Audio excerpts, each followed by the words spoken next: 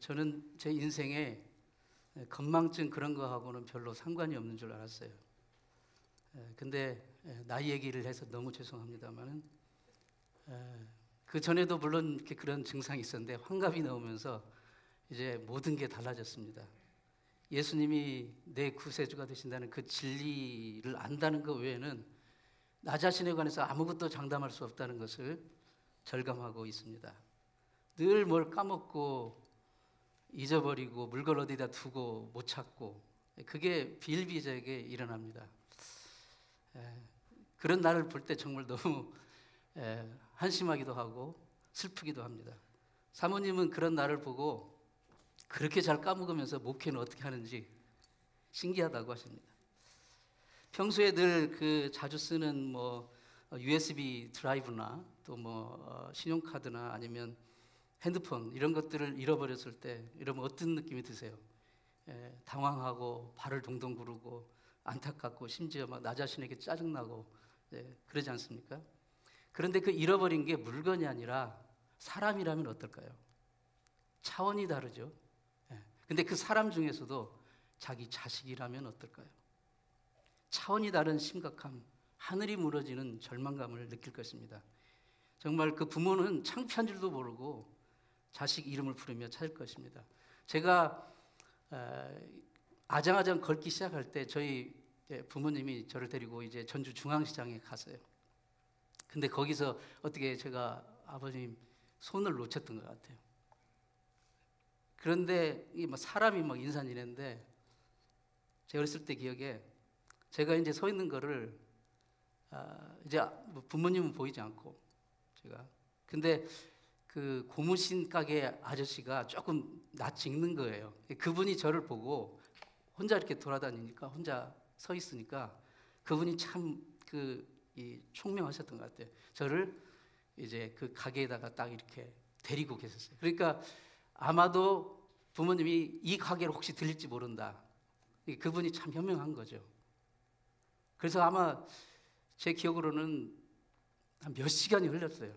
몇 시간이 흐르고 이제 장이 파할 때쯤 해서 아버님이 그 가게를 들으셔서 결국 찾았는데 저는 너무 어려서 그게 얼마나 심각한 상황인지 몰랐는데 지나놓고 보니까 얼마나 그 부모님이 절망을 느꼈을까. 그 몇 시간이었는데도 불구하고. 근데 오늘 본문에 이와 그 비슷한 절박한 상황을 만난 부부가 나옵니다. 바로 요셉과 마리아입니다. 본문을 보면 예수님이 12살 되던 해 예수님 가족이 유월절을 명절을 세러 예루살렘으로 올라갔어요. 갔다가 내려오는 상황이 이제 본문에 이렇게 묘사가 되는데요. 잠시 배경 설명을 드리자면 신명기 16장 5절 6절 말씀 보면 신명기 16장 5절 6절 말씀 보면 유월절 제사를 내 하나님 여호와께서 내게 주신 각 성에서 드리지 말고 오직 내 하나님 여호와께서 자기 이름을 두시려고 택하신 그곳에서 내가 애굽에서 나오는 시각 곧 초저녁 해질 때 유월절 제물을 드리고라고 말씀하고 있습니다. 유월절 제사를 어떻게 드려야 되는지 아주 세밀하게 꼼꼼하게 지금 말씀해 주고 있습니다. 그러니까 유월절 절기가 되면 모든 유대인들은 이제 하나님 앞에 유월절 제사를 드려야 되는데 아무데나 자기 편한 대로 편한 방식으로 드리지 않고 반드시 하나님께서 정하신 장소와 시간과 방법대로 이제 유월절 제사를 드려야 한다는 것이었습니다. 그 하나님이 택하신 장소라는 것이 바로 예루살렘 성전을 의미했습니다. 한국의 명절은 되게 어떻습니까? 한국 명절 되면 되게 대부분 사람들이 이제 도시로 살잖아요. 도시에. 시골 저기는 다 텅텅 비고 도시에 살다가 명절이 되면 이제 시골을 이렇게 내려가는데 유대인의 유월절은 거꾸로입니다. 다 흩어져 이렇게 사는데 명절이 되면 가장 큰 도시인 예루살렘으로 다 모이는 거예요. 완전히 거꾸로예요. 자, 유월절은 어떤 날입니까? 유월절은 예전에 이스라엘 백성들이 애굽에서 400년의 속박의 고통을 받고 있을 때 하나님께서 지도자 모세를 통해서 애굽에서 탈출시키신 그날을 기념하는 중요한 절기입니다. 아마 유대인의 최대 명절이 바로 이 유월절이라고 할 수가 있습니다. 그 당시 애굽의 바로 왕이 이스라엘 백성들이 떠나는 것을 허락하지 않았습니다. 그래서 하나님은 잘 아시는 대로 10가지 재앙을 애굽 땅에 내립니다. 그 10가지 재앙을 차례차례 내리는 동안 바로는 결코 마음이 부드러워지지 않고 끝까지 고집을 피웠습니다. 마지막 10번째 재앙이 애굽 땅의 모든 처음 난 것, 짐승이든 사람이든 첫 태생, 장자의 죽음이었는데, 이 장자의 죽음을 피할 수 있는 하나님이 알려주신 유일한 방법이 바로 1년 된 흠없는 어린 수양을 잡아서 그 피를 집의 대문의 좌우에 설주, 좌우 기둥과 그리고 위쪽에 그 기둥에 바르는 것이었습니다. 이날 죽게 된 이 유월절 어린 양은 인간의 죄에 싹신 죽음의 형벌을 피하게 하는 하나님의 은혜의 수단임을 의미했습니다. 인간의 죄 심판을 면하게 한 하나님의 은혜는 바로 이렇게 나타납니다. 하나님의 독생자로 세상에 오셔서 인류의 죄를 대신 짊어지신 예수 그리스도를 통해서인 것입니다. 나중에 침례 요한은 이 예수님을 가리켜 요한복음 1장 29절에서 이렇게 외칩니다. 보라, 세상 죄를 지고 가는 하나님의 어린 양이다. 바로 이 유월절 어린 양을 가리키는 것입니다. 그러니까 유월절 어린 양의 피를 바른 집마다 그 집안에 사는 사람이 누구든지 그걸 묻지 않았습니다. 그 집 문설주에 양의 피를 바른 집은 이 죽음의 사자가 넘어갔습니다. 패스 오버. 그래서 유월절이라고 부른 거예요.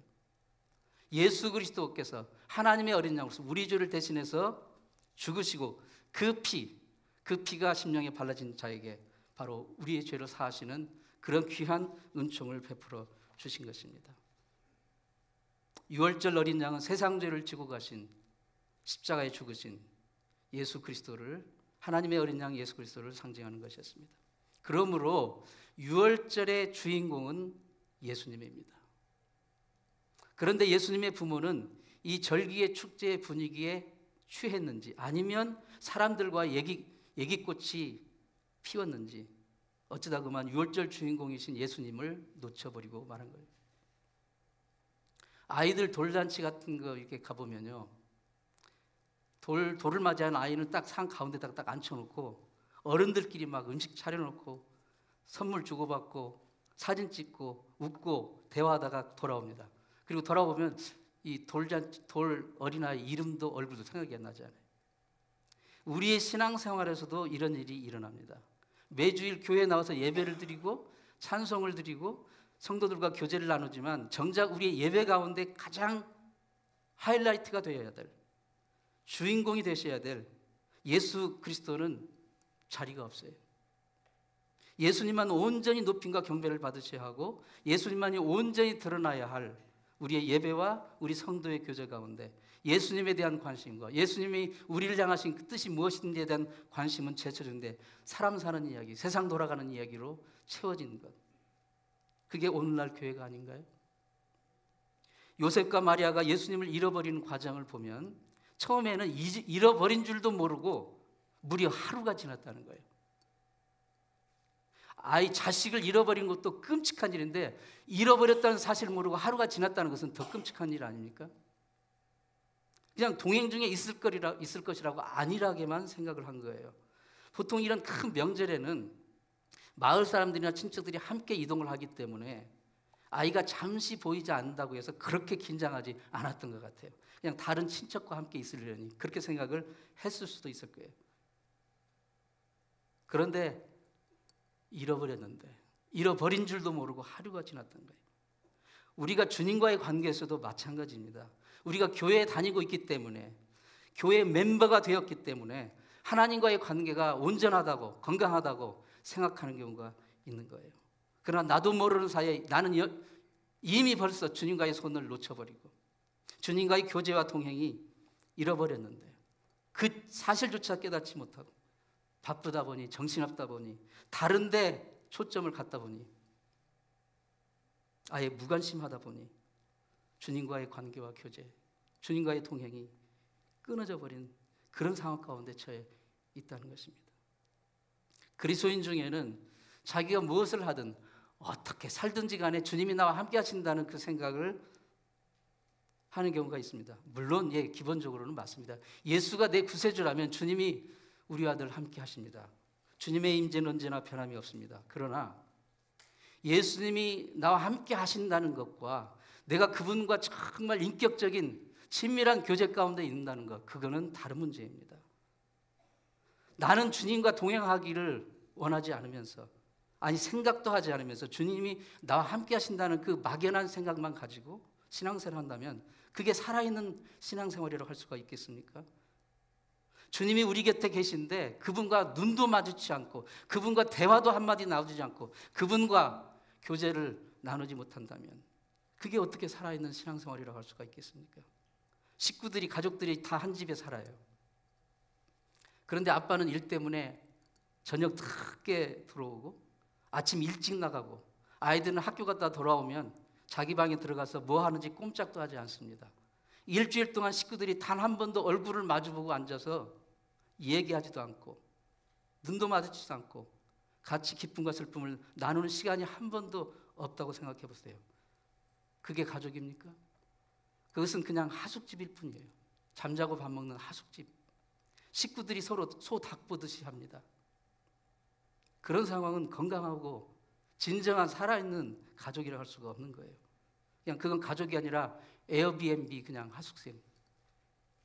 주님과 우리의 관계도 마찬가지입니다. 주님이 함께 하신 거, 맞습니다. 나의 구세주라면 그분이 함께 하세요. 그분이 함께 하시지만 주님이 우리 집 하숙생 정도로 존재하는 그런 생활은 그건 정말 생명력 있는 신앙생활이 아닙니다. 요셉과 마리아는 하룻길을 간 후에야 예수님을 잃어버렸다는 사실을 깨달은 거예요. 그때 그들은 즉시 가던 길을 돌이켰습니다. 다행이죠. 예루살렘으로 거슬러 올라가면서 이제 예수님을 찾으려 올라갔어요. 우리도 예수님과의 동행과 교제를 잃어버린 것을 깨닫게 되었다면 늦었지만 즉시 가던 길에서 돌이켜야 됩니다. 주님과 진실한 교제를 마지막으로 나누었던 적이 언제인지를 회상해보고 그때의 시점과 그때의 상황으로 돌아가야 되는 거예요. 그리고 주님과 교제를 왜 잃어버리게 되었는지 그것을 깊이 생각해 봐야 됩니다. 주님이 나와 함께 계시다는 그 느낌이 사라지고 있습니까? 내 심령이 메마르고 평안이 없어지고 있습니까? 성경이 지루하게 느껴지고 있습니까? 예배가 나와 전혀 상관없이 느껴지고 있지는 않습니까? 이런 문제가 언제부터 어떻게 시작되었는지 우리 곰곰이 되짚어 보기를 원합니다. 도대체 무엇이 나로 하여금 주님과 교제할 수 없을 만큼 만드는 것일까요? 게으름일까요? 너무 바빠서일까요?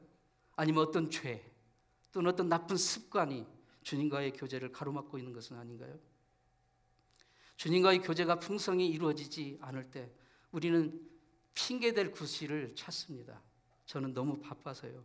너무 힘들어요. 삶이 너무 고달파요. 누구 때문에 상처받았어요.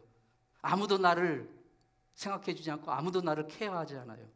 여러분 그러나 한번 생각해 보십시다. 우리가 아무리 바쁘고 힘들어도 우리가 정말 해야 될 일은 반드시 해요. 밥 먹는 일, 화장실 가는 일, 잠자는 일, 일하는 일, 돈 버는 일, 공부하는 일. 아무리 바쁘고 힘들어도 그 일은 하잖아요. 자기가 좋아하는 것을 합니다. 포기하지 않아요. 결국 무엇입니까? 우선순위의 문제인 거예요. 주님과의 교제를 우리 삶의 우선순위에 놓지 않으면 우리는 항상 주님과의 교제를 잃어버릴 수가 있게 되는 것입니다. 제가 계속 나이 얘기를 해서 너무 죄송합니다만 나이가 들면서 체력과 건강이 너무 소중하다는 것을 절감합니다. 그래서 작년 여름에는 정말 작심을 하고 운동을 이렇게 기초 체력 운동을 이렇게 시간을 내어 열심히 했습니다. 제 공부하는 서재에다가 막 간단한 엿기도 갖다 놓고 아령도 갖다 놓고 틈나는 대로 엿기도 들고 아령도 했습니다. 그럴 때는 기본적인 체력이 유지되는 것 같았어요. 그런데 어느 때부턴가 운동을 자꾸 뒷전으로 미루는 거예요. 책 읽을 시간도 없는데 무슨 운동. 우선순위의 전환이 오는 거예요. 점점. 어쩌다 가뭄에 콩나듯 운동을 하니까 어떻게 돼요? 기초 체력이 현저히 저하되는 것을 느낍니다. 노 목사님이 저에게 막 테니스 하자고 그러시는데 그게 안 되는 거예요. 어리석은 거죠. 집중력이 떨어지고 쉽게 피곤하고 졸립니다. 운동을 포기하면 당장은 급한 일을 좀 많이 더 처리할 수 있겠지만 운동을 포기함으로써 치러야 할 대가, 건강이 악화되고 체력이 저하되고 집중력이 저하되고 피곤지수가 증가하는 것을 종합해서 이렇게 플러스 마이너스를 따져보면 결국 얻는 것보다 잃는 것이 더 많아요. 흑자 인생이 아니라 적자 인생이 되는 거예요. 결국은 우선순위의 문제인 겁니다.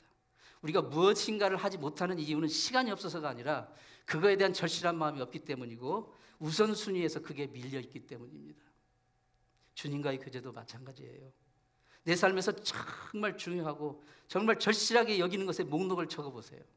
가만히 앉아서.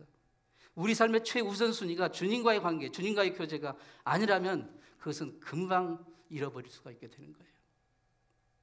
본문 45절 46절 말씀 보겠습니다. 만나지 못하면, 예수님을 찾으려고 이제 돌아갔는데 만나지 못한 거예요. 가는 길에. 결국 예루살렘까지 간 겁니다. 갔는데 사흘 후에서 성전에서 만난 즉 그가 선생들 중에 앉아서 주님을 잃어버렸다는 것을 깨닫는 데는 하루만 걸렸지만 주님을 다시 찾는 데는 무려 사흘이 걸린 것입니다. 주님과 교제를 잃어버리는 데는 시간이 걸리지 않아요. 금방 잃어버립니다.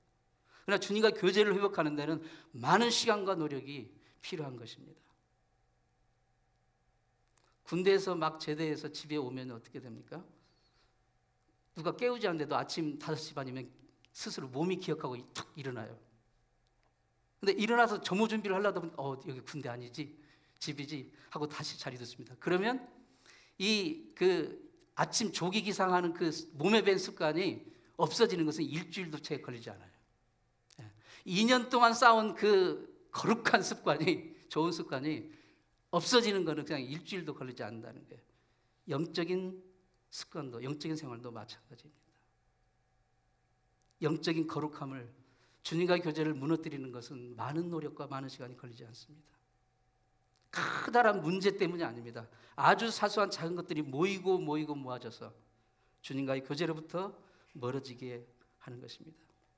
구약의 아가서를 읽어보면요, 포도원에 꽃이 피고 열매를 맺기 시작할 즈음에 작은 여우들이 와서 꽃을 따고 포도원을 망쳐놓는다고 탄식하는 부분이 나옵니다.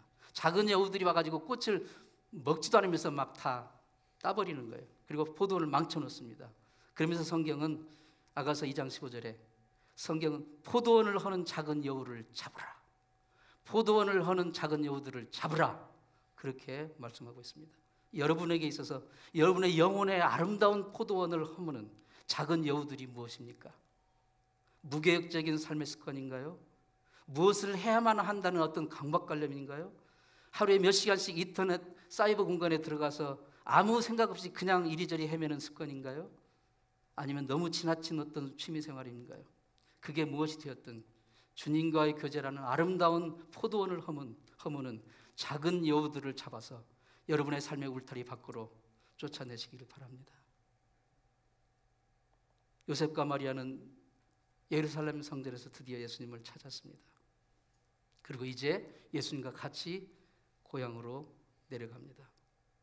예수님을 다시 찾았다면, 그분과의 교제를 다시 찾았다면 이제 한 마음으로 주님과 함께 동행하는 것이 필요합니다. 동행이라는 단어는 정말 인생에서 소중한 말입니다. 예전에 영국의 어떤 신문사에서 설문조사를 했어요. 런던에서 스코틀랜드까지 가는 여행 중에 가장 빨리 가는 방법 설문조사를 했는데, 비행기 타고 가는 거, 기차 타고 가는 거, 말 타고 가는 거 이렇게 했는데 거의 1등으로 참청된 것이 사랑하는 사람과 함께 가는 것. 여행은 결국은 거리가 문제가 아니고 누구와 함께 하느냐, 그게 중요한 것이에요. 인생은 결국은 뭡니까? 누구와 함께 가느냐. 결국 인생은 동행입니다. 동행이에요. 듣기만 해도 가슴 뭉클한 단어가 동행입니다. 동행은 같은 곳을 바라보며 같은 목적을 가지고 같은 곳을 향해 가는 거예요. 그게 동행입니다. 이 믿음의 공동체인 우리는 모두 동행입니다. 예수 그리스도 안에 동행. 천국이라는 목표를 향해, 같은 목적을 향해 예수 안에서 가는 믿음의 동반자들, 동행입니다. 그래서 오늘 설교 제목은 믿음은 동행입니다. 여러분이 어디에서 무엇을 하든 예수님과 동행하는 그런 인생 되기를 축원합니다. 예수님과 동행하는 인생이 되려면 어떻게 해야 됩니까? 요한복음 15장 포도나무 비유를 생각해 봅시다. 예수님께서 나는 포도나무요 너희는 가지니. 가지가 무엇을 열심히 해서 열매를 맺는 게 아닙니다. 가지는 원줄기인 포도나무에 붙어 있기만 하면 되는 거예요. 우리는 예수 그리스도 포도나무 대신 예수 그리스도의 가지들입니다. 조용히 그분과의 교제 가운데 나아가야 됩니다. 우리의 마음을 너무 분지하게, 너무 조급하게 생각하지 마십시오. 많은 현대인들에게 약점은 뭔가 새로운 것을 성취하지 않으면, 바쁘지 않으면 불안해합니다. 실패자로 스스로 생각합니다. 그런 모든 것을 내려놓고 조용히 주님 앞에 나가십시오. 주님과의 교제로 나아가십시오. 그분에게 나와서 그분의 임재 가운데 깊이 잠기십시오. 성령님께 의지하여 주님 안에서 조용히 쉬는 것을 배우시기 바랍니다. 그분을 위해 내가 뭘 해야 그분이 기뻐하신다는 생각을 버리세요. 그분과 함께 하는 것, 그분의 그 은혜를 그분과 함께 있으면서 나누는 것, 그것을 기쁨으로 삼는 것, 그게 주님과 동행하는 길입니다. 예수님께서 우리와 동행하신다면 우리의 삶은 정말 복되고 기쁘고 감사가 넘치는 그런 삶이 될 것입니다. 왜 우리가 정말 예수님과 동행이 언제나 필요한 것입니까? 여러분, 한 번도 안 가본 곳을 가려면 뭐가 필요합니까? 한 번도 안 가본 곳을 가려면 운전을 하려고 한 번도 안 가본 곳을 가려면 뭐가 필요해요? 옛날에는 지도, 맵을 가지고 갔어요. 그렇죠? 지금은 뭐가 있습니까? 내비게이션이죠. GPS가 있는 거예요. 한 번도 안 가본 곳을 가려고 출발하면서 GPS가 없이 간다는 것은 무모한 일이고 어리석은 일이고 위험한 일입니다. 그렇죠? 반드시 지금 모든 핸드폰에 다 GPS가 있잖아요. 그래서 GPS를 딱 켜고 가면 목적지에 우리를 인도해 줍니다. 왜 우리가 GPS를 따라가야 됩니까? 왜 우리가 GPS와 동행을 해야 됩니까? GPS는 우리가 가야 할 그 길에 그 목적지의 정보를 다 이미 가지고 있기 때문이에요. 심지어 그 지역의 맛집 정보까지 가지고 있어요. 그 지역에 어디에 가서 구경해야 될지 그 정보까지 다 가지고 있어요. 이미 GPS는. 그리고 어떻게 그 길을 가장 안전하고 빨리 갈 수 있는 것도 실시간으로 공중위성을 통해서 실시간으로 정보를 받습니다. 이게 GPS예요. GPS 원리예요. 내가 늘 가는 길, 심지어 내가 잘 아는 길을 간다면 우리는 GPS를 켜지 않죠. 내가 이미 알기 때문에. 그런데 가다가 예기치 않는 사고를 만나든가 길이 갑자기 공사 중에서 막혔어요. 그럼 어떻게 됩니까? 다시 GPS를 켜야 되는 거예요. 그러면 그 GPS가 안전하게 이제 다른 루트를 통해서 우리를 목적지로 인도해 주는 거예요. 자, 여러분에게 한번 묻겠습니다. 여러분 내일을 가본 적 있습니까? 내일이라는 시간을? 아니, 내일은 제쳐놓고 오늘 저녁에 가본 분 있어요? 인생은 궁극적으로 뭡니까? 안 가본 길을 가는 게 인생이에요. 한 번도 안 가본 것을 가는 게 우리가 인생이다. 한 걸음 한 걸음. 자, 안 가본 길 갈 때는 뭐가 필요하다고요? GPS가 필요합니다. 우리의 인생은 안 가본 길을 가는 거예요, 사실. 어떤 누구도 당장 1시간 뒤에 우리는 그것을 모릅니다. 안 가본 길을 가는 게 인생이에요. 그렇다면 우리에게 GPS가 필요합니다. 우리 영혼의 궁극적인 GPS가 누구십니까? 예수 그리스도시에요. 그분만이 우리의 과거와 현재와 미래를 완벽하게 아시는 분입니다. 그분은 우리가 어디가 생명의 길이고 어디가 축복의 길이고 어디가 은총의 길이고 어디가 영원한 생명의 길이고 어디가 아버지 하나님께로 갈 수 있는 길인지를 완벽하게 아십니다. 그러니까 우리가 그분과 동행을 해야 되는 거예요. 단 한순간도 놓침이 없이.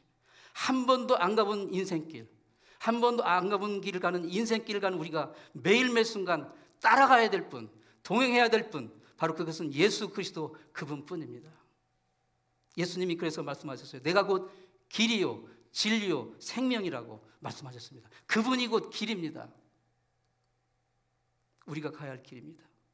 우리가 진정 생명의 길, 영생의 길, 축복의 길을 원한다면 예수님을 따라가야 하는 것, 예수님과 동행해야 되는 것은 선택이 아니라 필수인 것입니다. 사랑하는 성도 여러분, 여러분 마음의 중심에서 예수님의 그 임재가 희미해져 있다면, 예수님이 다시 뚜렷이 보여지기를 소원합니다. 예수님과의 교제가 피상적이고 형식적인 단계에 머물러 있다면 인격적이고 친밀한 교제로 회복되는 그런 시간이 되기를 바랍니다.